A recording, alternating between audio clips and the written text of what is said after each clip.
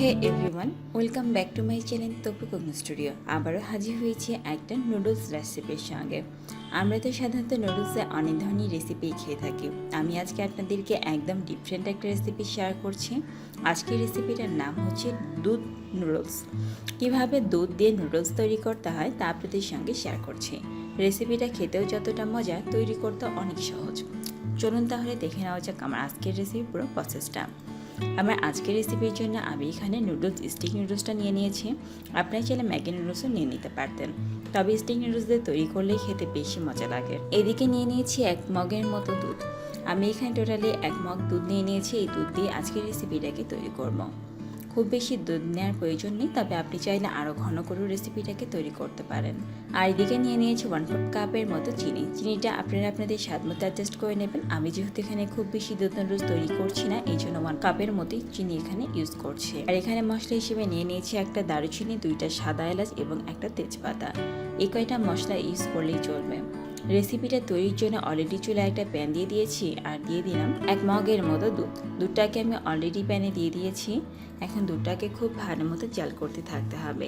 এই প্রসেসে মিনিমাম 5 থেকে 7 মিনিট দুধটাকে জাল করে নিতে হবে, কারণ দুধটা যতটা সুন্দর জাল হবে রেসিপির টেস্টটাও ঠিক ততটাই সুন্দর হবে। দিয়ে দিলাম একটা তেজপাতা, একটা দারুচিনি এবং দিয়ে দিচ্ছি 2টা সাদা এলাচ।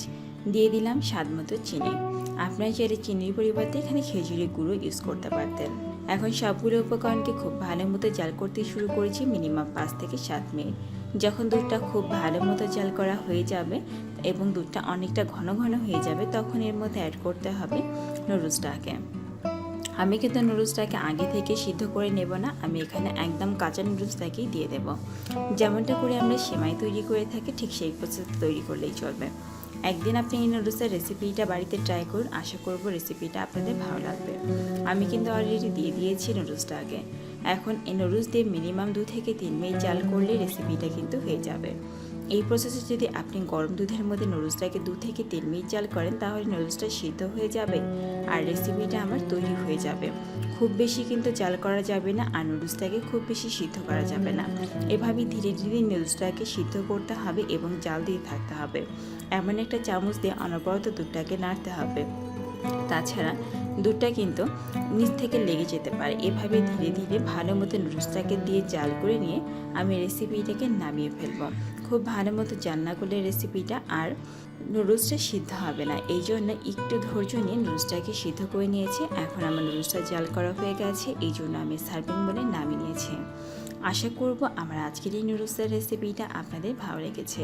যদি রেসিপিটা আপনাদের সত্যিই ভালো লাগে, তাহলে অবশ্যই আমার চ্যানেলটাকে সাবস্ক্রাইব করবেন, আমার সঙ্গে থাকবেন, আমাকে কাজ করে উৎসাহ আরও বাড়িয়ে দেবেন। আজকের মতো এখানে বিদায় নিলাম। সবাই ভালো থাকবেন, সুস্থ থাকবেন।